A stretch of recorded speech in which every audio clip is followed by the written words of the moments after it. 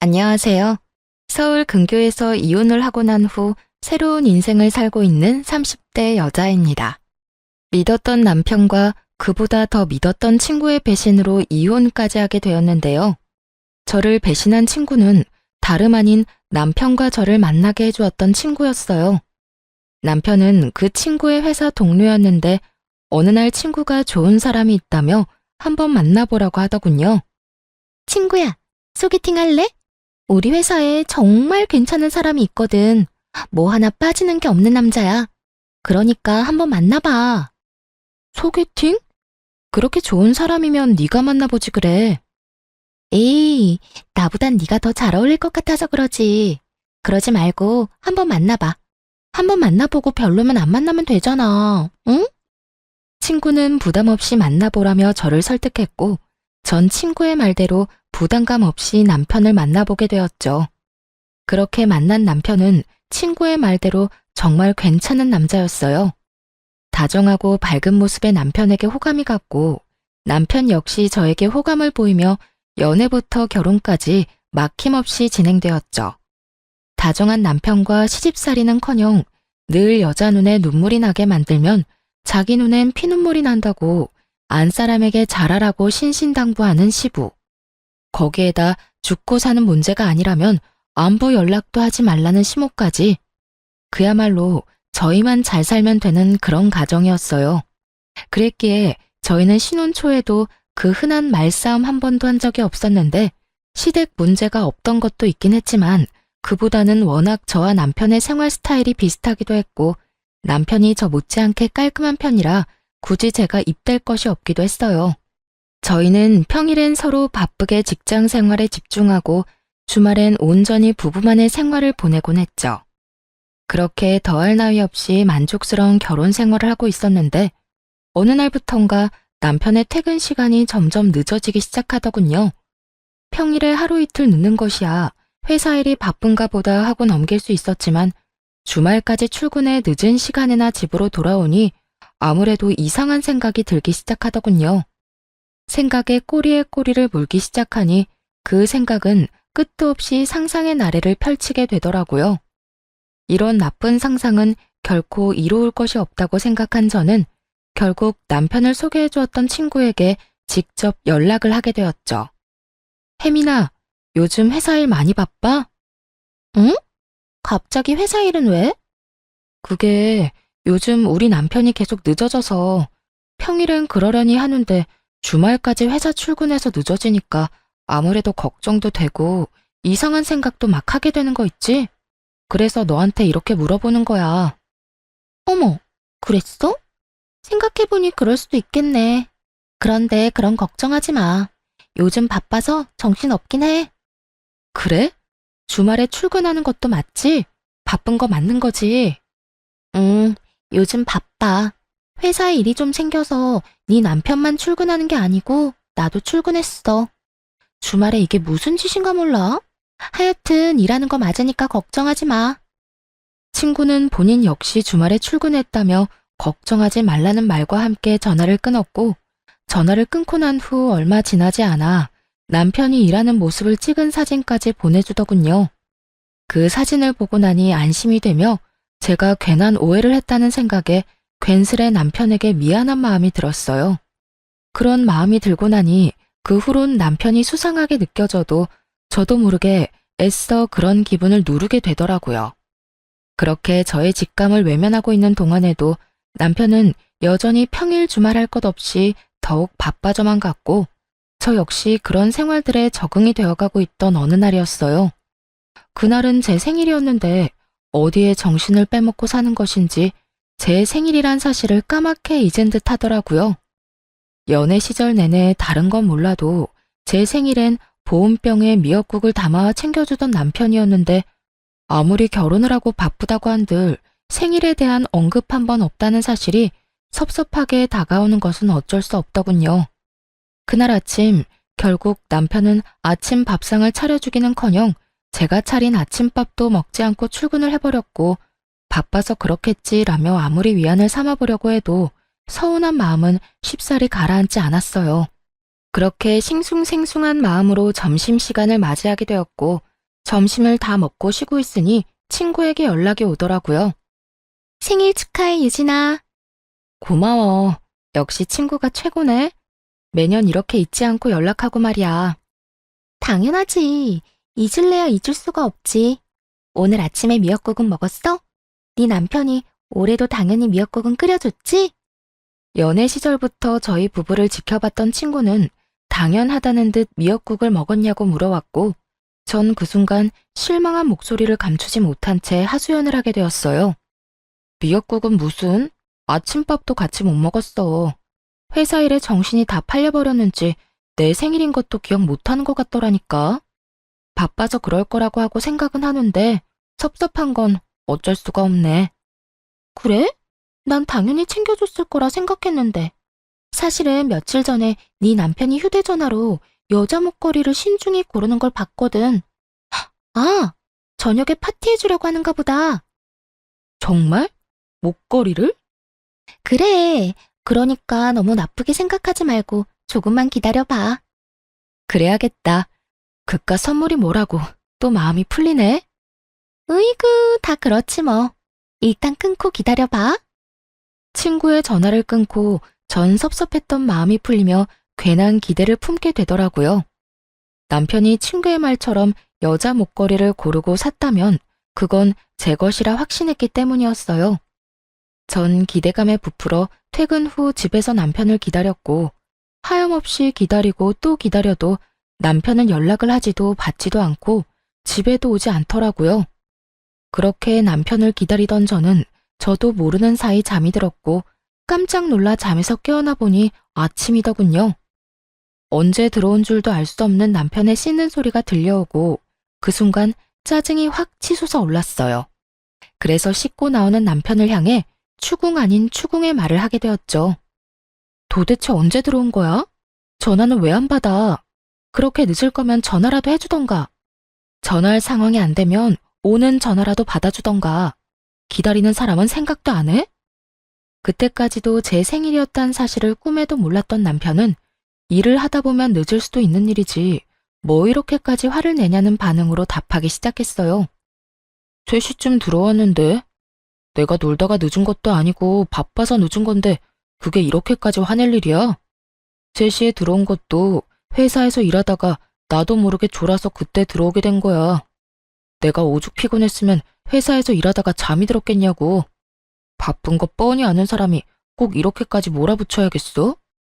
아무리 바쁘다고 해도 마누라 생일에도 늦는 건 정말 너무하는 거 아니야? 그리고 연락 한 통 못할 만큼 바쁘다는 게 말이나 돼? 당신이 나한테 전화 한 통 할 시간에 회사가 망하는 것도 아닐 거 아니야. 그제야 남편은 제 생일이란 걸 깨달은 듯 크게 당황하며 흔들리는 눈빛으로 저를 보더군요. 여보, 정말 미안해. 내가 진짜 너무 정신이 없어서 당신 생일이란 걸 잊어버렸어. 진짜 미안. 내가 진짜 왜 그랬지? 다른 것도 아니고 당신 생일을 잊다니. 미안해. 바쁘다 보면 그럴 수도 있다고 생각은 하는데 생일이랑은 상관없이 아무리 바쁘다고 한들 연락 한 통 없다는 건 너무한다고 생각해. 사실 이해도 되지 않고 말이야. 그래, 내가 생각이 짧았어. 전화할 시간에 빨리 일 끝내고 가는 게 더 나을 거라고 생각해서 정신 빼놓고 일했던 건데 미안. 내가 너무 내 생각만 하고 당신 입장에선 생각하지 않았던 것 같네. 생일 잊은 건 진짜 너무 미안해. 됐어. 매년 있는 생일. 당신이 미안하다고 하는 순간 그건 다 풀렸어. 얼른 출근 준비해. 늦겠다. 이해해줘서 고맙고 다시 한번 너무 미안해. 남편은 거듭해서 저에게 사과의 말을 건넸지만 끝끝내 목걸이는 주지 않더라고요. 그런 남편을 보며 친구가 착각을 했나 싶기도 했지만 아무래도 수상한 기분을 지울 수가 없었습니다. 그렇게 남편에 대한 의심이 커지면 커질수록 친구에게 의지할 수밖에 없는 상황이었는데 제가 불안해할 때마다 친구가 회사 일이 바쁘다, 정말 남편도 야근 중이라며 사진을 보내주곤 했기 때문이었어요. 하지만 친구의 증언에도 불구하고 전 남편이 의심스러웠고 결국 친구와 또 의논을 하게 되었죠. 잘 지내지? 일이 바빠서 안 본 지 꽤 오래된 것 같아. 그러게. 그런데 혜민아, 나 의논할 게 있는데 너 비밀 지켜줘야 한다. 당연하지. 무슨 일이길래 비밀이란 말까지 나오는 거야? 나 아무래도 우리 남편 의심스러워서 안 되겠어.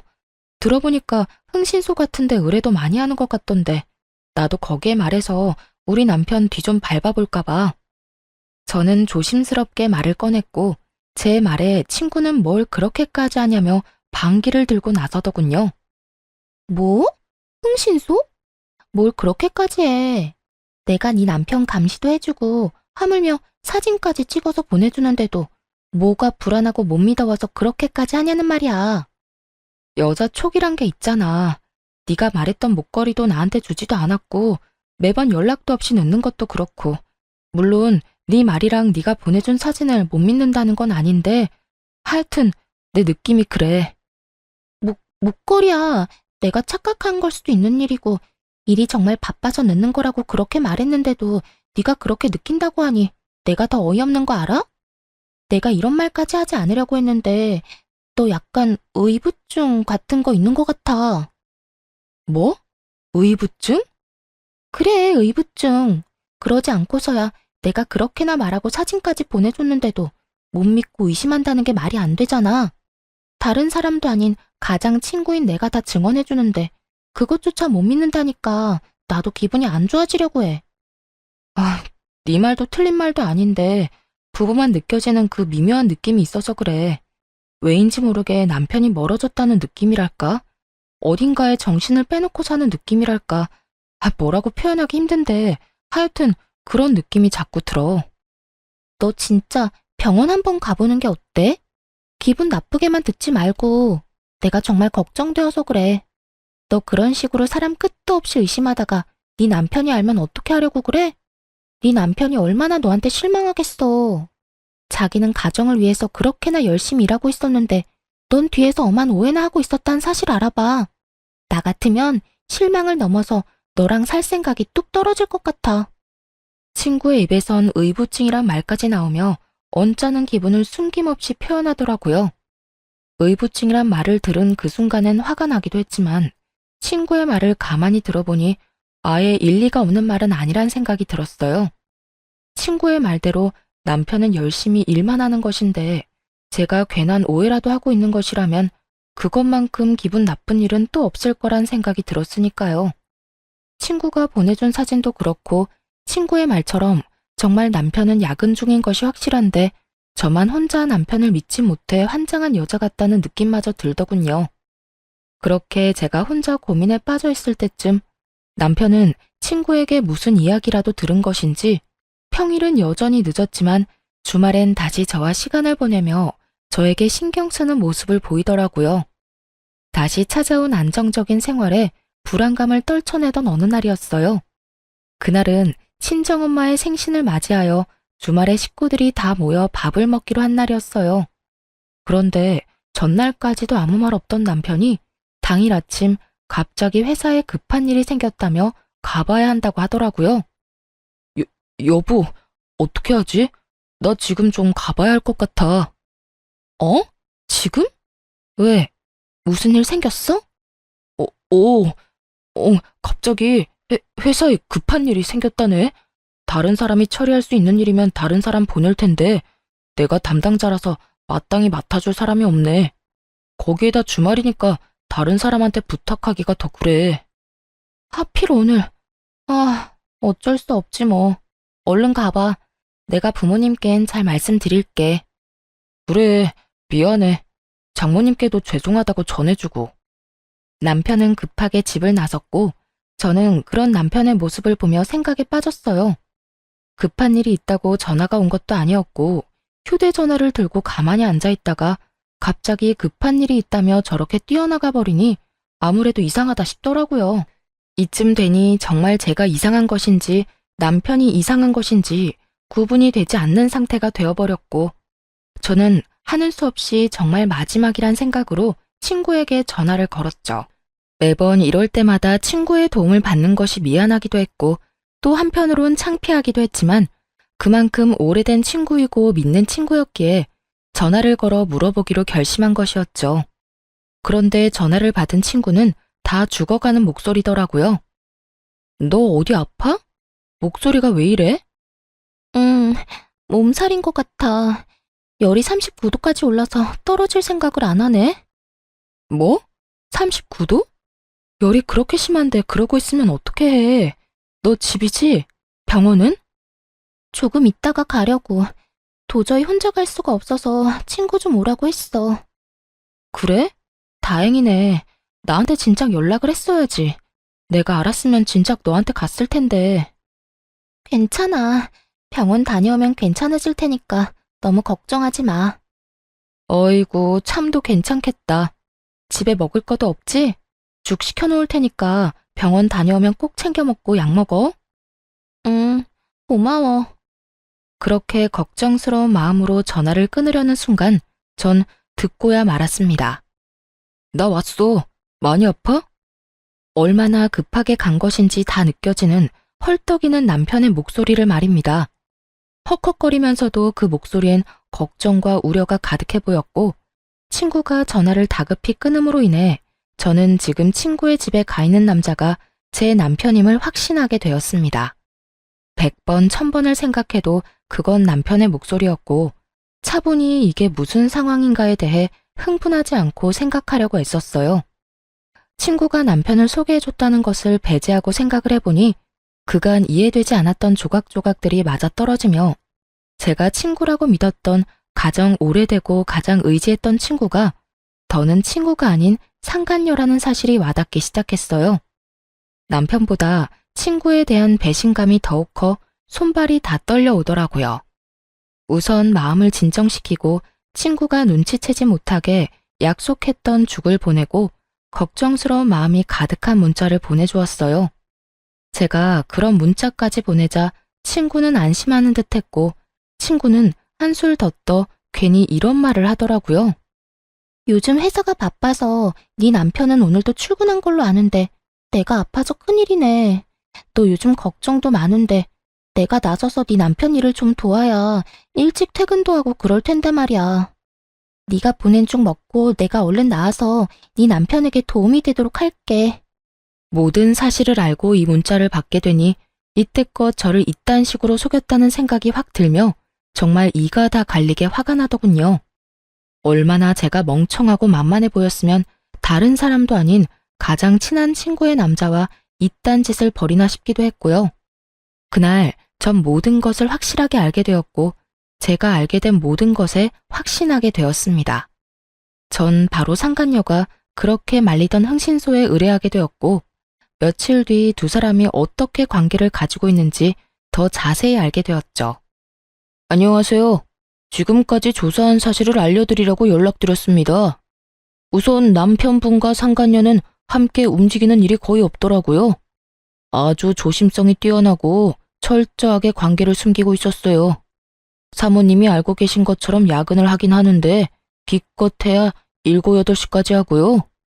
상간녀가 동료들이랑 먼저 퇴근을 하고 나면 1시간쯤 뒤에 남편분이 슬슬 회사에서 나와 차를 몰고 상간녀 집 근처로 가더라고요. 그리곤 근처에 차를 세워두고 택시 타고 상간녀의 집으로 가는 것을 확인했습니다. 어찌나 조심 또 조심하는지. 제가 이 일 시작한 지 꽤 됐는데도 쫓는 내내 긴장이 다 되더라고요. 그 정도로 조심성이 많은 사람들이라 외부에선 둘만의 시간을 보내는 일은 전혀 없었고요. 사람들과 다 함께 있을 때조차 말 한 번 섞는 일이 없었어요. 그런데 그 미묘한 눈빛 교환을 하는 순간이 있었는데 그 순간마다 상간녀가 습관처럼 목걸이를 만지작거리더라고요. 아마 그 목걸이를 남편분이 사준 것 같았어요. 일단 사진들은 따로 보내드릴 거고 조금 더 지켜보고 또 연락드리겠습니다. 끝끝내 풀리지 않았던 목걸이에 대한 궁금증이 풀리던 순간이었어요. 남편이 고르고 있던 목걸이는 제 생일 선물이 아닌 상간녀의 선물이었고 그것이 자신의 선물이라곤 생각지도 못했던 상간녀가 저에게 실수로 목걸이 이야기를 해버렸던 것이었죠. 생일 당일 남편은 상간녀에게 목걸이를 걸어주며 좋은 시간을 보내느라 그 새벽에 들어온 것이었어요. 외도 사실을 알게 되며 대충 예상은 했었지만 퍼즐 조각이 점점 더 맞춰질수록 그 절망감과 배신감은 정말 말로 할 수 없을 정도로 크게 다가오더군요. 전 도무지 이게 다 어떻게 된 일인지 더 알아볼 필요성을 느꼈고 한 달에 한 번씩 있는 남편의 회식 날만 기다렸죠. 남편은 늘 그렇듯 그날 역시 만취가 된 상태로 집으로 돌아왔고 전 남편의 손가락으로 남편의 휴대전화 잠금을 풀어 살펴보게 되었습니다. 그곳엔 두 사람의 대화가 고스란히 남아 있었는데 그 내용은 정말 충격 그 자체였어요. 자기, 오늘도 집에 바로 가? 알겠지? 왜? 요즘 계속 집에 바로 가서 집사람도 이제 의심 안 하는 것 같은데. 내가 말했잖아. 유진이가 흥신소에까지 의뢰하려고 했었다고. 이럴 때 당신이 계속 의심스러운 행동 해봐. 내가 의부증으로 몰든 말든 그냥 하고 싶은 대로 하고도 남으래라니까. 이번 주까지는 그 일찍 집에 들어가고 다음 주부터 우리 집에 놀러와. 꼭 이렇게까지 조심해야 해? 그냥 당장 이혼하고 같이 살고 싶어. 그러게 나한테 처음부터 관심도 있었다는 사람이 왜 집사람을 소개해 준 거야? 난 아직도 이해가 안 된다니까. 말했잖아. 나는 자기가 나한테 관심이 있으면 내가 해준다는 소개팅은 안 받을 거라고 생각했다니까. 소개팅을 핑계로 대화도 더 많이 나누고 싶기도 했고, 그래서 그냥 친구 아무나 소개해 준 건데 덥석 결혼까지 할 줄 누가 알았겠어? 하여튼 자기가 소개팅만 안 해줬으면 내가 다른 남자랑 동거까지 한 여자랑 결혼하는 일은 없었을 거 아니야. 그랬으면 자연스럽게 자기랑 연애도 하고 결혼도 했을 텐데 이게 뭐야. 사람들 있을 땐 혹시나 하는 마음에 이야기도 제대로 못 나누고 마치고 나서도 첩보 영화 한 편은 찍어야 만날 수 있고 말이야. 아이고, 이렇게나 좋아 죽는 사람이 내가 제발 좀 넘어오라고 옆구리를 그렇게나 찔렀는데 모른 척은 왜 했대? 모른 척한 게 아니라 정말 몰랐다니까. 다른 사람도 아니고 집사람하고 제일 친하다는 친구가 그럴 거라고 누가 상상이나 했겠어? 자기는 내가 그렇게나 좋았어? 친한 친구랑 결혼까지 하게 됐는데도 포기가 안 될 만큼? 응, 나 자기 결혼하는 날 얼마나 후회의 눈물을 흘렸는지 몰라. 아무리 나하고 가장 친한 친구라고 해도 내가 사랑하는 사람이 다른 남자랑 동거까지 한 여자랑 결혼한다고 생각하니까 너무 힘들더라고. 그것도 나 때문에 만나게 됐다고 생각하니까 더 힘들고 마음도 아팠다고. 그래서 그냥 다시 내가 뺏어오자 싶어서 죽자고 꼬신 거지 뭐. 자기 덕분에 나도 집사람의 본 모습도 알게 되고 진정한 사랑도 찾게 됐네. 내가 앞으로 잘할게 자기야. 대화를 살펴보니 상간녀는 오래전부터 남편을 좋아하고 있었는데 남편의 마음을 실험해보고 싶기도 하고 그 계기로 친해지고 싶기도 해 겸사겸사 하는 마음으로 저를 소개시켜준 거였더군요. 그런데 예상치 못하게 저희가 결혼까지 하게 되어버렸고 그 후에도 남편에 대한 감정이 접어지지 않았던 상간녀는 급기야 남편을 유혹해 불륜 사이까지 발전한 것이었어요. 남편이 결정적으로 상간녀에게 넘어가게 된 계기가 저의 결혼 전 동거 때문인 듯 했는데 그건 사실이 아니었고 그저 상간녀가 저희 사이를 멀어지게 하기 위해 잊지도 않은 동거남을 만들어냈던 것이었죠. 아무리 남자의 눈이 멀었다고 한들 어떻게 자신의 이득만을 위해 친구의 인생을 이렇게나 망가뜨릴 수가 있는 것인지 전 도무지 이해되지 않더군요. 믿었던 만큼 저의 분노는 더 컸고 더는 당하고만 있지 않겠다고 다짐 또 다짐하게 되었죠. 전 완벽한 증거들을 위해 남편 놈에게 더는 잔소리도 하지 않았고 친구에게 연락해 남편을 믿어 의심치 않는다는 듯 흘려주었어요. 잘 지내지? 몸살은 좀 어때? 좀 괜찮아졌어? 그럼 그게 언제적 일인데. 죽 잘 먹었어? 그나저나 넌 어때? 잘 지내? 나야 잘 지내지. 네 말대로 우리 남편 더는 의심 안 하려고 노력하고 좋은 시선으로 보면서 이해하려고 노력하니까 나도 마음이 한결 편해지는 거 있지? 그래서 그런지 부부 사이도 더 좋아진 것 같기도 하고 말이야. 다 혜민이 네 덕이야. 네 덕에 나 요즘 너무 행복해. 참 고맙다 정말. 어? 그래. 네가 행복하다니 나도 행복하네. 어찌되었든 남편이랑 좋아졌다니 정말 다행이다. 그나저나 우린 언제 보니? 곧 보게 되겠지. 정 안 되면 내가 조만간 남편 회사로 한번 찾아갈게. 그때 볼 수 있으면 보자. 이러한 제 작전이 통한 것인지 며칠 지나지 않아 남편 놈이 출장이 잡혔다며 알려오더군요. 그렇게 조심 또 조심하던 두 사람의 여행이란 걸 전 직감적으로 확신했고, 두 사람의 여행을 기다리며 전 저대로 이혼을 준비하기 시작했습니다. 나름대로 바쁜 시간을 보내다 보니 남편은 출장을 간다며 여행길에 나섰고, 전 바로 그날 상간녀와 결혼 이야기가 오가고 있는 남자를 불렀어요. 제가 상간녀를 전혀 의심조차 하지 못했던 이유였습니다. 저의 가장 친한 친구이기도 하지만 같은 회사에 다니고 있는, 그것도 결혼 이야기가 오갈 정도로 진지하게 만나고 있는 남자가 있는데 제 남편과 그딴 짓을 벌이고 있을 거라곤 상상조차 하지 못했던 것이었죠. 심지어 그 남자는 회사 내에서도 능력이 좋아 많은 여자들이 노리고 있다고 들은 적이 있는 남자였기에 정말 확실하게 결혼할 남자가 맞는 것인지 확인이 필요하기도 했고, 정말 맞다면 모든 사실을 알릴 필요가 있다고 생각했어요. 우선 전 제 소개를 하며 상간녀와의 관계에 대해서 물었고, 두 사람의 관계는 제 생각보다 더 진전이 된 사이더군요. 저희는 이제 상견례만 앞두고 있습니다만 혜민이 친구분께서 굳이 저한테 왜 이런 걸 물으시는지 좀 궁금하네요. 아, 죄송해요. 저도 상황이 워낙 경황이 없어서 무례를 저질렀네요. 다름이 아니라 혜민이가 제 남편이랑 만나고 있더라고요. 아무래도 아셔야 할 것 같아서 이렇게 만나 뵙자고 했어요.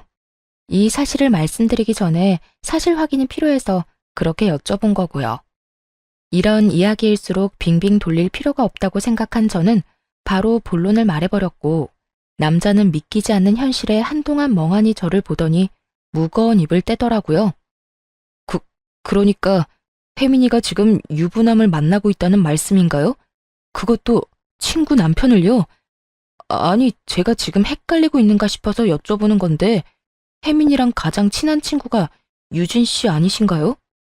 네, 맞아요. 제가 그 혜민이랑 가장 친한 친구라고 생각했던 박유진입니다.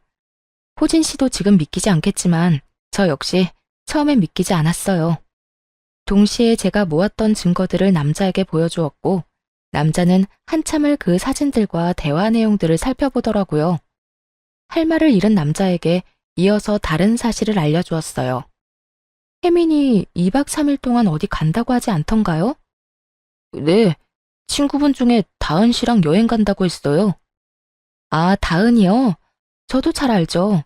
그런데 해외에 살고 있는 다은이랑 무슨 여행을 어떻게 간다는 걸까요? 심지어 다은이는 지금 만삭이라 비행기 타는 것도 무리일 텐데요. 그러면 도대체 설마 그쪽 남편이랑 떠난 건가요?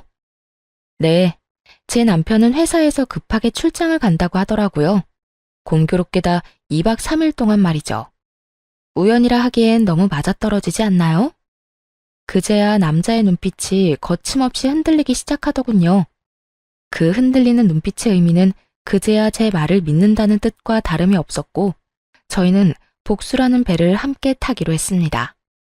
그렇게 저희가 복수 계획을 세우는 사이 남편과 상간녀는 가짜 출장, 가짜 여행에서 돌아왔고, 흥신소에서 실시간으로 보내준 사진에는 두 사람의 행복한 모습으로 가득하더군요. 대망의 다음 날, 남편은 출근을 했고 전 점심시간 때쯤 회사로 찾아갔죠. 제가 회사에 가니 이미 상간녀는 자신의 약혼자 앞에 서서 빌고 있고, 남편은 상간녀의 약혼자 앞에 서서 고개를 푹 숙이고 있더군요. 그야말로 난리도 그런 난리가 또 없더군요. 전 상황을 지켜보다 그 사람들에게 다가갔고, 저를 발견한 상간녀가 다가와 양심도 없이 화를 내기 시작하더군요. 네가 어떻게 나한테 이럴 수가 있어. 다 알았으면 나한테 뭐라고 하면 되지. 왜 내 예비 신랑한테까지 다 말하냔 말이야. 네가 이러고도 내 친구야? 누가 누구한테 하고 싶은 말인데 낯짝도 두껍게 이런 말을 하는 상간녀를 보며 이 정도 뻔뻔하면 돼야 친구 남편이랑 놀아나는구나 싶더라고요. 저도 쏟아붓는 상간녀를 향해 지지 않고 쏘아 붙여줬어요. 친구? 네가 지금 나한테 친구라는 단어를 쓸 자격이나 된다고 생각하니? 친구 남편이랑 놀아난 주제에? 애초에 내 남편이 그렇게 좋았으면 네가 갔지 왜 나한테 소개해준 거니? 이 모든 게 다 너 때문이란 생각은 안 해? 양심이 없으면 염치라도 있던가. 그마저도 없으면 눈치라도 있어서 입을 다물고 있던가. 네 입에서 나오는 한마디 한마디가 다 주옥 같아서 내가 이 상황에 웃음이 다 나오려고 한다. 나라고 두 사람이 결혼까지 할 거라고 생각하고 소개했겠어? 그리고 난 네 남편이랑 너 이혼까지 시킬 마음이 없었다고. 그저 나도 결혼하기 전에 잠시 스쳐가는 바람처럼 가볍게 만난 것뿐이라고. 가볍게 만났다는 사람들이 퇴근하고 매일같이 한 집에서 만나 시간 보내고 이번엔 출장 간다고 하면서 여행까지 다녀왔어? 네 기준엔 그게 가벼운 거니? 그것까지 어떻게... 혹시 그때 말했던 흥신소? 그게 중요하니? 어떻게 알았든 나랑 가장 오래되고 가장 친했던 친구인 너랑 검은 머리 팥뿌리가 될 때까지 잘 살아보자고 했던 내 남편이랑 불륜을 저지르고 있었단 게 제일 중요하지 않니? 그리고 네가 이혼시킬 마음이 없었다고 하면 내가 그렇구나 하고 이혼하면 안 돼? 이 판국의 이 상황에? 어떻게 너한테 이럴 수 있냐고 물었지? 그 말 그대로 돌려줄게. 네가 어떻게 나한테 이럴 수가 있어? 그러니까 서로 이런 일 없게 네가 몰랐으면 좋잖아. 그러면 나도 아무 일 없다는 듯 결혼했으면 됐고. 그랬으면 네 남편도 제자리 찾아갔을 거 아니냐고. 이제 정말 얼마 안 남았는데 왜 이제 와서 이 난리를 부리는 거야? 넌 정말 끝까지 기대 이상이네. 친구 남편이랑 놀아나면서 네 결혼은 무사히 할 수 있을 거라 생각했나 본데 절대 그렇게는 안 되지. 적반하장도 유분수로 나오는 상간녀를 뒤로 한 채 상간녀의 약혼자를 바라보았고 제 눈빛을 읽은 약혼자가 상간녀에게 다가오더니 사람들 다 보는 앞에서 파혼을 선포해버렸습니다. 우리 결혼 없던 걸로 하자. 이미 우리 부모님께는 충분히 다 설명해드렸고 나 역시 마음 정리 끝난 상태야. 그러니까 더는 연락도 하지 말고 구질구질하게 찾아올 생각도 하지 마. 자기야, 그러지 말고 내 말 좀 들어봐. 나는 진짜 상견례 전까지 다 끝내려고 했어. 내가 자기 같은 남자랑 결혼하는데 왜 유부남이랑 계속 만나겠어. 정말 자기랑 결혼하기 전에 다 끝내고 우리 가정에 집중하면서 살려고 했었다고. 네가 그렇게 말하면 내가 고마워하면서 널 받아줘야 해? 어찌되었든 네가 날 만나면서 유부남을 만난 건 사실이잖아. 어찌되었든 양다리였잖아. 멀쩡한 총각도 아니고 유부남을 만났다니 더 충격적이어서 그렇지. 이러나 저러나 난 절대 양다리는 용서 못해. 그러니까 파혼하자. 약혼자는 그대로 뒤를 돌아 자리를 빠져나갔고 상간녀는 주저앉아 통곡을 하고 울더라고요. 그런 상간녀를 하염없이 바라보던 남편은 그제야 저에게 다가와 울고불고 매달리며 애원하기 시작했어요. 여보, 내가 진짜 잘못했어. 미안해. 난 정말 잠깐만 가볍게 만나고 끝내려고 했었어. 당신이랑 이혼까지 하려고 했던 게 아니라 혜민 씨 말처럼 스쳐가는 바람처럼 잠시 만나고 깨끗하게 끝내려고 했다고. 그런 사람이 하루라도 빨리 이혼하고 쟤랑 살고 싶다고 했니? 밖에서 그딴 짓이나 하면서 가정은 또 지키고 싶었다고? 너나 전현이나 참 뻔뻔하다 뻔뻔해. 내가 얼마나 만만했으면 감히 내 앞에서 그딴 말을 할 수가 있는 거야? 너도 정신 좀 차려라. 네가 가정을 지키고 싶든 말든 나는 무조건 이혼이니까 그런 줄 알고 이혼이나 준비해. 이혼이라니, 난 절대 못해. 우리가 어떻게 이혼을 해? 나 바로 혜민 씨랑 끝낼게. 바로 끝낼 수 있어. 그러니까 내가 저지른 잘못 한 번만 눈 감고 넘어가줘. 이번 한 번만 그냥 넘어가주면 내가 평생 잘하면서 살게. 응? 평생 네 사랑 혜민이한테나 잘하고 살아. 너도 이혼남, 쟤도 파혼녀 되면 이제 당당하게 살 수 있는데 왜 굳이 나랑 살려고 그래? 그거야, 내가 사랑하는 사람은 당신이니까 그렇지. 하여튼 난 절대 이혼 못해. 그렇게 이혼이 싫다는 인간이 다른 사람도 아닌 내 친구랑 바람을 피웠어? 그냥 모르는 여자랑 외도를 저질렀다고 해도 치가 떨리는데 내 친구랑? 지금 내 기분이 어떨 것 같니? 상상이나 되니? 그런데 나보고 참으라고? 한 번만 눈 감아달라고? 네가 한 짓을 생각해보고 그딴 말을 해. 내가 입이 10개라도 할 말이 없는 상황인 거 잘 알아. 그런데 여보, 우리 정말 좋았잖아. 우리 집에서도 당신 너무 좋아하고 나 역시 당신 없이는 못 살 정도로 당신 사랑해. 그러니까 내가 이런 상황에서도 이혼만큼은 안 된다고 이렇게 매달리는 거잖아. 당신도 이런 나 봐서라도 다시 한 번만 생각해보자, 응?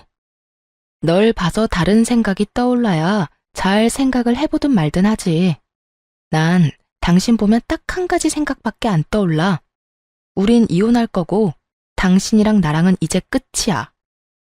여보, 제발. 나 진짜 죽어. 나 당신 없으면 진짜 큰일 날 수도 있다고. 그건 당신 문제니까 당신이 알아서 하고. 소장 보낼 테니 그거나 잘 받아보고 법원에서 만나자. 전 마지막까지 울고불고 매달리는 남편을 뿌리치고 나오며 시댁에 전화를 걸어 모든 사실을 알려버렸고 그 후 이혼을 진행하게 되었어요. 당연히 두 사람 모두에게 위자료를 받게 되었고 또 당연하게 두 사람은 회사에서 나오게 되었죠. 그 많은 사람 앞에서 그 꼴을 다 보였는데 어떻게 회사 생활이 가능하겠어요? 전 남편은 저와 결혼을 하며 이것저것 준비하느라 이미 퇴직금을 다 써버려 위자료를 대출받아 주었고 상간녀 역시 별반 다르지 않았죠. 빚쟁이인 두 사람은 하는 수 없이 전 시댁에서 신세를 지고자 찾아갔지만 모든 사실을 알고 있던 부모님들은 두 사람이 준비한 말을 꺼내기도 전에 두 사람을 쫓아내버렸다고 하더군요. 그렇게 빚쟁이 두 명이 잘 살아가겠지 했는데 1년도 채 지나지 않아 상간녀에게서 전화가 왔더라고요. 이미 전화번호도 다 바꿔버려 연락될 일이 없을 거라 생각했는데 지인들에게 물어물어 전화했다고 하더군요. 왜 전화했는데? 전화한 용건이 뭐냐고. 너 왜 나한테 말 안 했어? 왜 나한테 이런 집안이란 걸 말하지 않았느냐고. 시어머니가 무슨 벼슬인지 아나. 하루가 멀다고 연락해와서 날 들들 볶아대는데 내가 아주 못 살겠다고. 네가 진작 이런 집안인 걸 말해줬으면 내가 이런 남자랑 살지도 않았을 거 아냐. 이야기를 들어보니 저에겐 한없이 다정하고 간섭조차 하지 않던 전시모가 상간녀에겐 모진 시집살이를 시키는 듯 하더라고요. 상간녀는 울분을 토하며 저를 원망하고 있었고 전 그런 상간녀에게 있는 사실 그대로 다 말해주었어요. 어머, 너한텐 시집살이 시키니? 어머님이 나 있을 땐 죽고 사는 문제 아니면 전화도 하지 말라고 해서 난 그런 분인 줄 몰랐네. 뭐? 그런 사람이 나한테는 도대체 왜 그러는 거야? 그걸 몰라서 물어? 결혼 생활 잘하는 아들 이혼시킨 것도 모자라 회사까지 잘리게 만든 며느리 뭐가 예뻐서 잘해주겠어. 다 네가 저지른 죄에 대한 벌 받는다고 생각하고 달게 받아. 아니, 난 애초에 이해가 안 되는 게 그 정도도 각오 안 하고 남의 남편 뺏어갔던 거야? 파혼당하고 회사에서 잘리면 다 끝이라고 생각했던 거니? 이쯤 했으면 고함을 지르며 또 악다구니를 써야 할 상간녀가 벼랑간 펑펑 울기 시작하더군요. 도대체 왜 이러나 싶어 듣고만 있으니 상간녀는 저를 상대로 하소연을 하기 시작했어요. 네 전 남편, 그러니까 지금 내 남편 바람 피우는 것 같아. 요즘 일자리 알아본다면서 나갔다 하면 밤 12시 넘기는 건 기본이고 어떤 날엔 옷에서 여자 향수 냄새도 나. 이를 어쩌니 유진아? 시댁에서도 나를 못 잡아먹어서 난리고 남편은 바람이나 피우고 정말 너무 힘드니까 네 생각이 나더라. 그래서 전화했어. 도대체 왜 우나 했더니 이런 이유가 있더군요. 전 남편은 취업을 핑계 삼아 밖으로 나돌며 외도를 저지르고 있었고 본인이 그런 상황이 되자 예전에 자신이 뒤통수 때린 옛 친구가 그리웠던 거죠. 아무리 그래도 자신이 이렇게 연락할 처지가 못 되는데 얼마나 뻔뻔하면 이런 연락까지 하는지 한심해 죽겠더라고요. 왜? 나한테 위로라도 받고 싶니? 이 일을 어쩌냐면서 같이 울어라도 줘? 아님 남편이 바람나서 이혼한 경험자로서 훅이라도 들려줄까? 도대체 뭘 바라고 나한테 전화해서 이런 말을 하는 거야?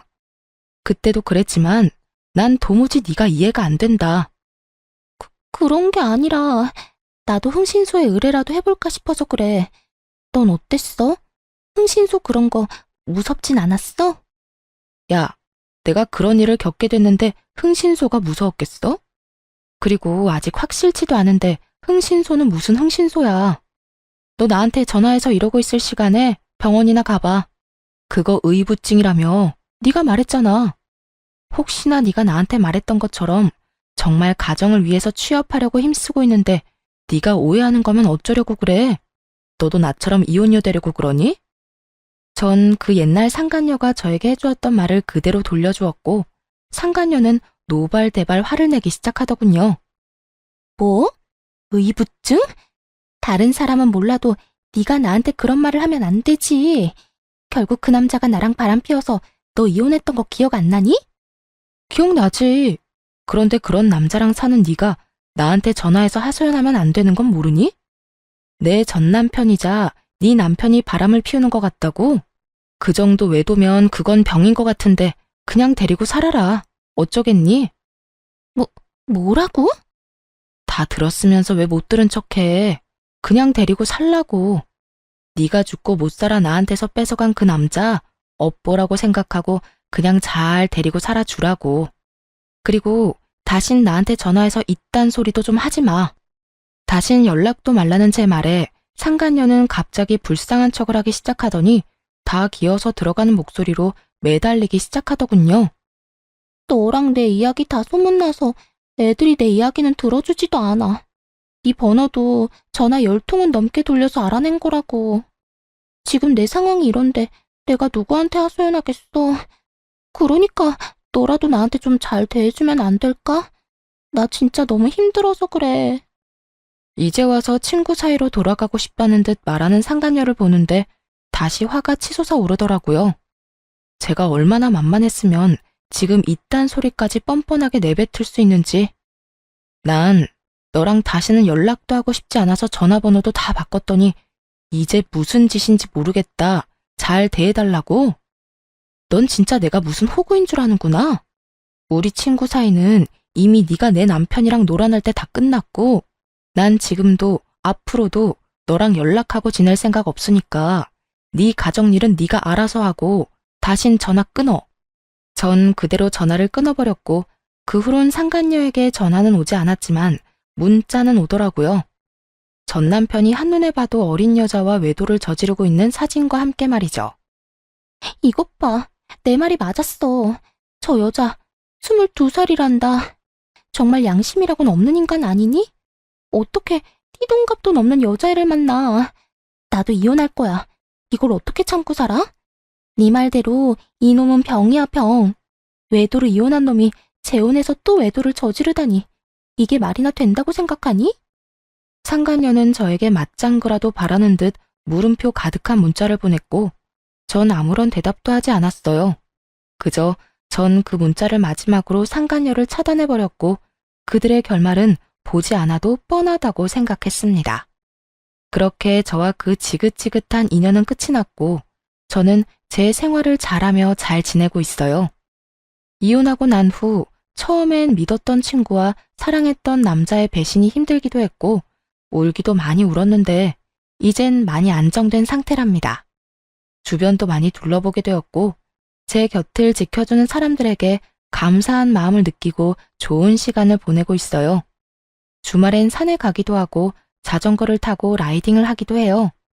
아무래도 몸을 움직이는 게 잡생각 있는 데는 제일 탁월한 것 같아 시작한 것들인데 하다 보니 저에게 잘 맞는 것 같아 취미생활로 자리를 잡아버렸네요.